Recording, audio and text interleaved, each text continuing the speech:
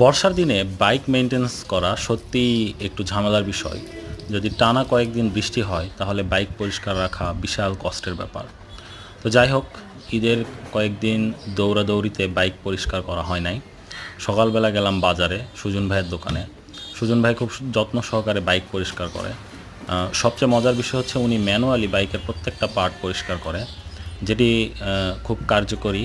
আর ওনার এই বাইক পরিষ্কার করার ধরনের কারণে বাইকের কোথাও কোনো ময়লা থাকে না।